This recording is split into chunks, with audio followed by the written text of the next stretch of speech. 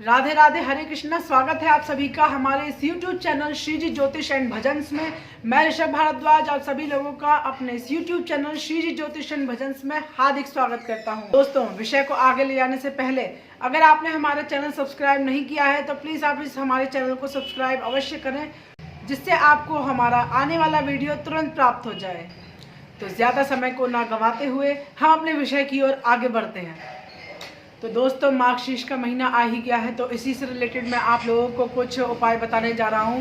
जैसा कि आप जानते ही हैं, मार्गशीर्ष का महीना अत्यंत पवित्र माना जाता है और इस मास में हमें भगवान श्री कृष्ण की पूजा अवश्य ही करनी चाहिए, क्योंकि आप जानते ही हैं मार्गशीर्ष माह को भगवान ने स्वयं गीता में बोला है कि महीनों में मैं मार्गशीर्ष का महीना हूँ और वृक्षों में मैं पीपल हूँ। तो इस महीने आपको भगवान श्री कृष्ण की पूजा अवश्य करनी चाहिए। वैसे तो आपको हमेशा ही करनी चाहिए, लेकिन इस महीने यानी कि इस मार्गशीर्ष माह में भगवान श्री कृष्ण की पूजा करने का विशेष ही महत्व माना जाता है।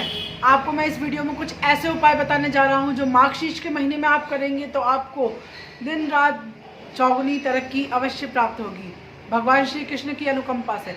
तो सर्वप्रथम आपको पीपल पर जल अवश्य ही चढ़ाना चाहिए। इस मार्गशीर्ष के माह में पीपल में जल चढ़ाने के लिए आप एक तांबे का लोटा लें, उसमें थोड़ा कच्चा दूध लें, थोड़ा जल मिलाएं और एक लौंग का जोड़ा और थोड़े से चावल, थोड़ी सी चुटकी भर हल्दी और थोड़े से काले तिल, आपको इन सबको मिलाकर ओम नमो भगवते वासुदेवाय मंत्र बोलते हुए पीपल की जड़ में अर्पित करना चाहिए, यानी कि चढ़ाना। ध्यान दें दोस्तों, आपको रविवार के दिन पीपल के वृक्ष में जल बिल्कुल भी नहीं चढ़ाना। इससे आपको लंबे समय से चली आ रही धन से संबंधित समस्या में विशेष लाभ की प्राप्ति होती है। जल चढ़ाने के साथ ही साथ आपको इस पवित्र मार्गशीर्ष के माह में श्रीमद् भगवद गीता का पाठ अवश्य ही करना चाहिए। आप डेली 2 या 4 श्लोक पढ़ सकते हैं और उनको समझना भी आपको अवश्य ही चाहिए।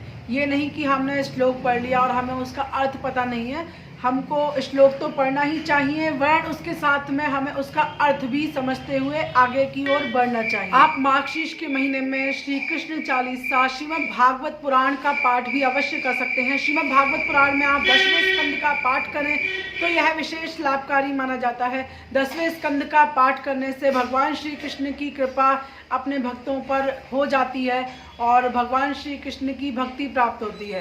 कहा जाता है जो भी मनुष्य मार्गशीर्ष के महीने में श्रीमद् भागवत पुराण के 10वें स्कंद का पाठ करता है उसको भगवान श्री कृष्ण की कृपा प्राप्त होती है। श्रीमद् भागवत पुराण के 10वें स्कंद में भगवान की बाल लीलाओं से लेकर भगवान के जन्म से लेकर भगवान की बाल लीलाओं और इत्यादि का वर्णन विस्तार से किया गया है, तो आप इसको अवश्य ही वैसे तो आप श्रीमद् भागवत का कोई भी पाठ कर सकते हैं, किसी भी स्कंद का, लेकिन श्रीमद् भागवत के 10वें स्कंद के पाठ करने का विशेष महत्व माना जाता है।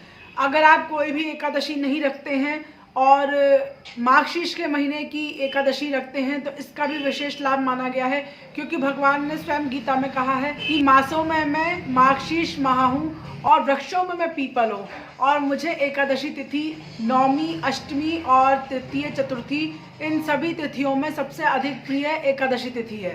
तो इसलिए मार्गशीर्ष माह की दोनों एकादशियों का व्रत करने का विशेष ही फल माना जाता है।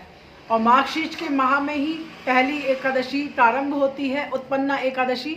और उत्पन्ना एकादशी की कथा में आप विस्तार से जान पाएंगे कि एकादशी माता का कैसे प्रादुर्भाव होता है। तो दोस्तों, आज के लिए इतना ही।